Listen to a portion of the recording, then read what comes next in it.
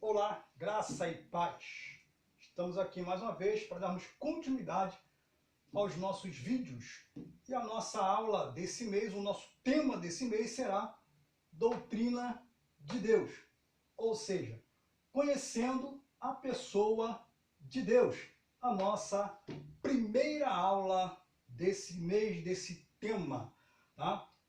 Aprendemos nas aulas anteriores que teologia é o estudo de Deus. Theo, Deus. Logia, estudo. São palavras gregas que vai definir aí o estudo a respeito de Deus. E nosso tema de hoje, a doutrina de Deus, vai falar sobre o caráter de Deus, vai falar sobre a essência de Deus, vai falar sobre um Deus tanto emanente quanto um Deus transcendente. Então essa aí é a nossa linha de raciocínio, de pensamento, que nós vamos adentrar por aí afora.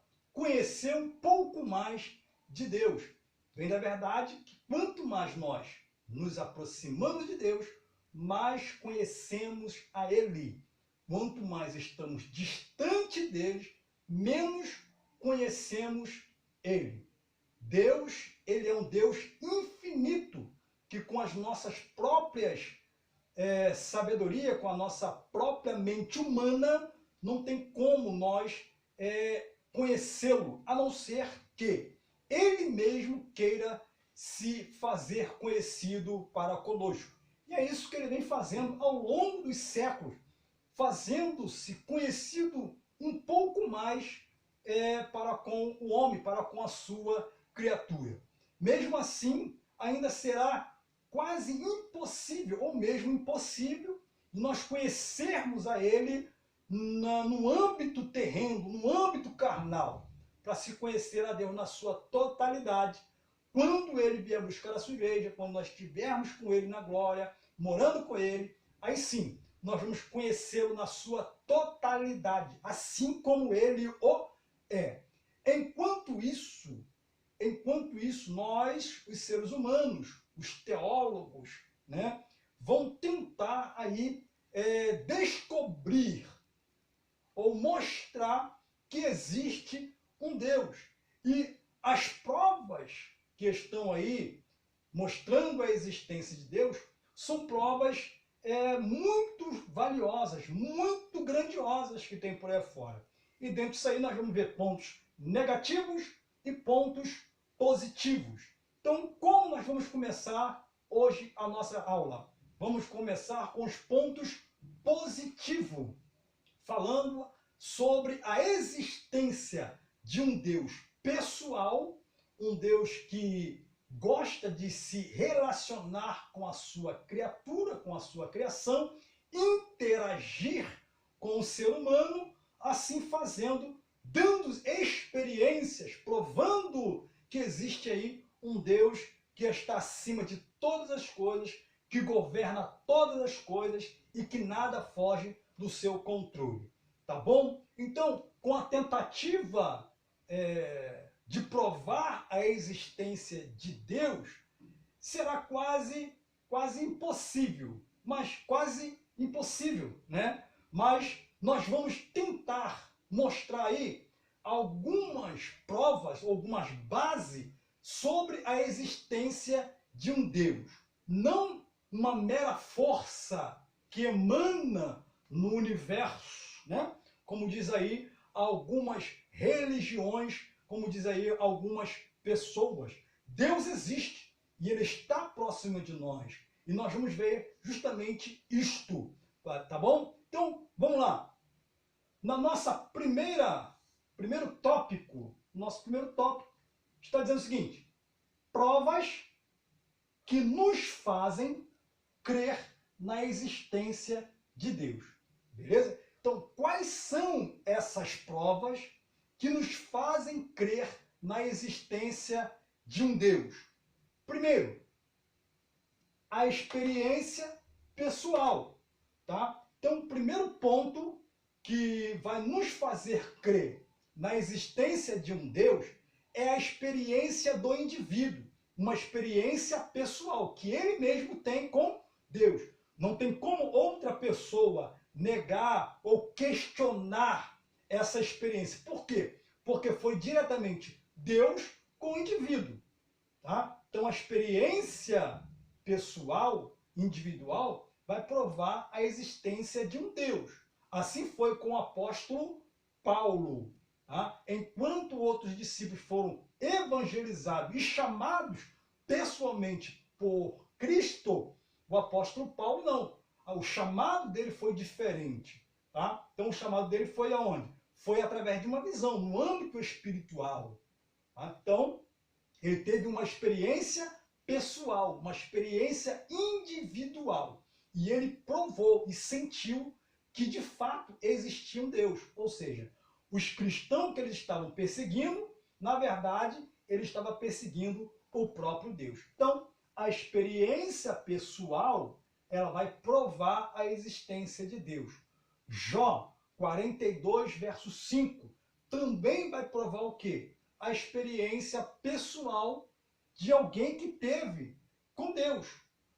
Tudo que Jó passou, através da enfermidade, das perdas, né, dos bens materiais, perdas de filhos e outras coisas mais, fez com que ele o quê? Tivesse uma experiência pessoal com Deus.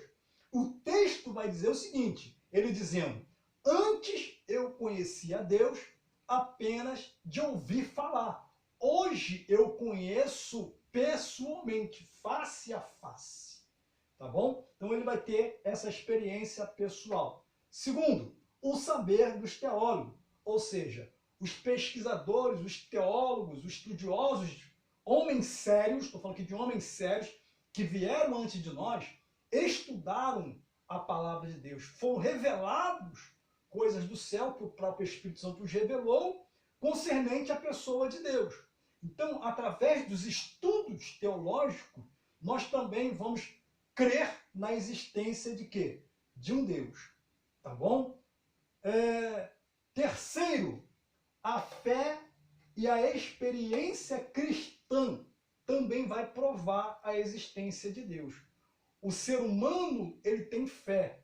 Fé para ir para casa, fé para ir voltar do trabalho. Só que a fé que vai falar, que vai mover, que vai trazer Deus para perto dele, é uma fé mais elevada, é uma fé mais saudável, tá? É uma fé que não vai ser abalada. Então, a fé e a experiência cristã vai trazer o quê? A existência e a crença num Deus vivo e poderoso.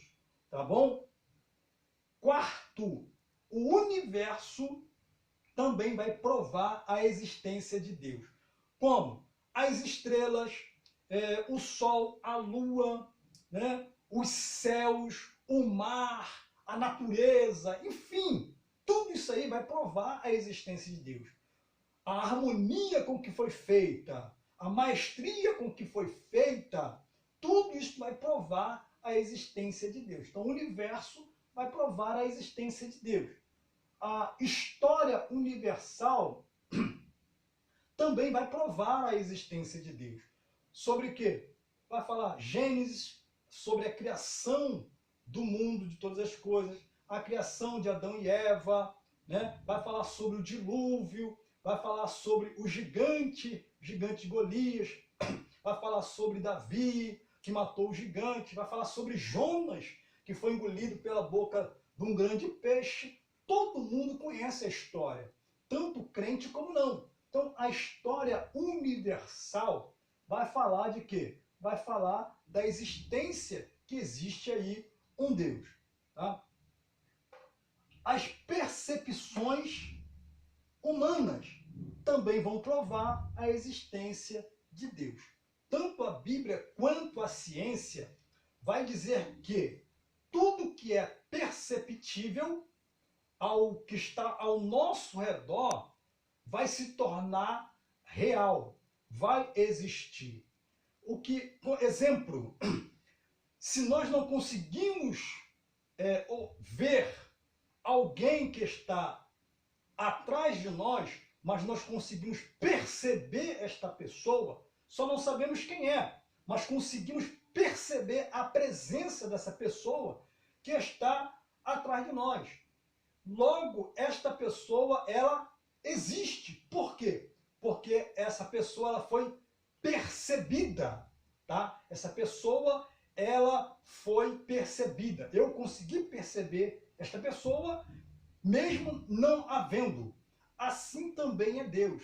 Nós não conseguimos enxergar Deus, ver Deus, desculpa, mas conseguimos entender que Ele existe. Por quê? Porque nós sentimos a sua presença, nós sentimos a essência e sabemos que existe um Deus que governa todas as coisas. Logo, se Deus ele é perceptível, logo ele existe, tá bom? Então, a percepção humana também vai provar a existência de um Deus. Após, a prova da existência desse Deus, precisamos agora o quê? Precisamos definir como é este Deus. E ao longo da história, as pessoas, os estudiosos, sempre tentaram definir Deus. Só que Deus, ele é indecifrável, até quando ele quiser que assim o seja. Tá? Enquanto isso, vamos ter meras tentativas de definir ou conhecer ou entender a Deus.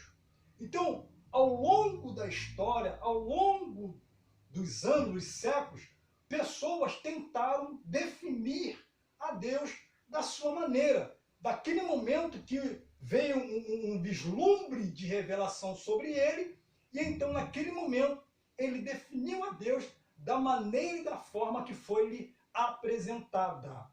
Logo, nós não conseguimos definir a Deus na sua totalidade, tá bom? Então, por mais que a gente tenta, por mais que os caras mais inteligentes, os teólogos mais inteligentes que existem aí na face da Terra, não vai conseguir definir a Deus. Assim como o próprio Salomão também não conseguiu definir a Deus, tá? Não conseguiu definir a Deus, não conseguiu entender Deus na sua totalidade.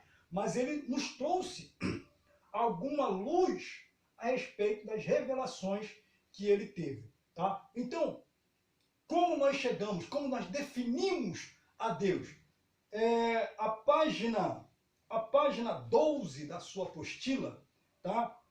O teólogo e professor Batista, pastor Batista, teólogo, estudioso da palavra de Deus, ele vai nos dar uma definição, além de outras, mas essa definição aqui, gente, foi a que eu mais gostei, foi a que eu mais chegou para mim e tocou no meu coração de fato, porque são definições que de fato provam a existência de um Deus Todo-Poderoso, tá bom? Então, página 12 aí, Livingstone, tá? Livingstone vai dizer o seguinte: conhecedor nos círculos teológicos, como a Livingstone Teologia, missionário, pastor batista americano, apresenta uma interessante definição sobre o Criador. Ele vai dizer então o quê? Aqui, ó. Ele vai dizer isso aqui, ó. Deus é espírito pessoal, perfeitamente bom, que em santo amor cria, sustenta e dirige tudo. Ou seja, Deus está no controle de todas as coisas. Então, essa definição aqui foi a que eu achei que mais chega próximo de Deus. Porque fala de quê? Fala de espírito, fala de um Deus pessoal, fala de um Deus bom que vem da bondade, fala de um Deus santo, né? Que o nosso Deus ele é santo, ele se apresenta como santo. Fala de um Deus de amor, que apresenta Deus como um amor, tá? De um Deus criador, de um Deus sustentador e de um Deus governador, que nada foge do seu controle. Tá bom, gente? Então, essa nossa primeira aula da doutrina de Deus, conhecendo a pessoa de Deus, vai nos trazer justamente a prova da existência de Deus através dos pontos que eu passei: experiência pessoal, saberes teólogos, fé e experiência cristã, universo, história universal, percepções humanas que vão provar a existência de Deus. a definição de Deus. Como podemos tentar definir a Deus? Tentar, porque nós não vamos conseguir. São meras suposições, né, baseado naquilo que a própria Bíblia nos apresenta. Então, essa aí é uma das definições de Deus. Que Deus é espírito pessoal, perfeitamente bom, que em santo amor governa, cria, sustenta e dirige todas as coisas. Tá bom? Que Deus possa te abençoar, fazer com que você cresça na graça e no conhecimento. Que Deus te abençoe em nome de Jesus.